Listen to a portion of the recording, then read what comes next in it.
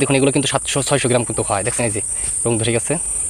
আর এই যে দেখুন একটা আম, ও এই দেখুন এই আমটা প্রায় 1 কেজি প্লাস আছে, দেখছেন এক হাতে আটা কষ্ট। আমগুলো পেকে গেছে, আসলে না। 1 2 3 দেশি আমের বেশি স্বাদ। হ্যাঁ দেখুন আজ আমাদের গাছ থেকে অনেকগুলো আম পাড়া হলো, আর পাকা আমের সে একটা গ্রাম। আর দেখুন অনেক দিন বাগানে আসা হয় না, এই দেখুন কলা পেকে আছে, পাখিতে একটা কলা খেয়ে ফেলছে, দেখছেন এই যে। যাই হোক, যেটা পাখিতে খাবে সেটা খাবে।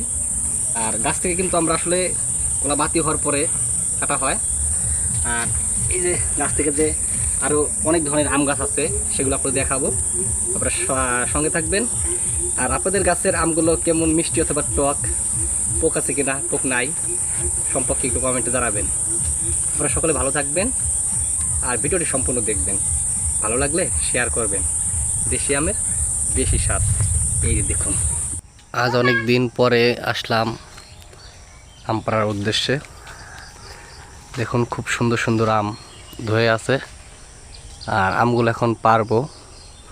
অনেকগুলো আম গাছে পেকে আছে, আপনারা অবশ্যই ভিডিওটি সম্পূর্ণ দেখবেন। হ্যাঁ ঝাঁকি দাও, ঝাঁকি দাও। এই দেখুন একটা আম আমার ছেলে পারলো, এই দেখছেন।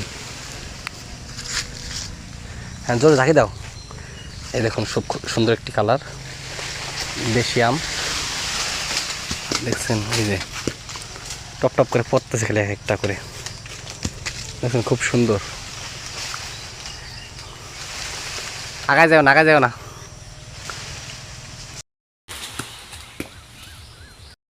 আমি আমার ছেলে কলা কাটতে চলে আসলাম। দেখুন কলাগুলো পাখিতে খেয়ে ফেলছে একটা,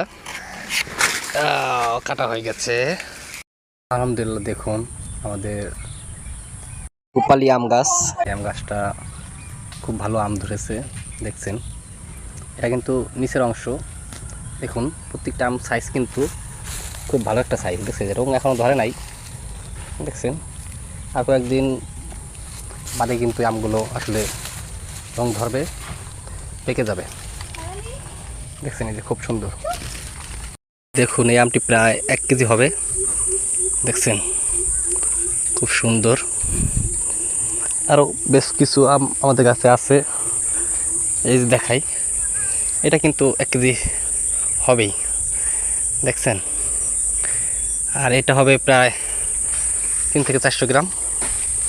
এর থেকে বড় আম আমাদের কাছে আছে, এটা 1 কেজি প্লাস হবে। এই যে দেখুন এগুলো কিন্তু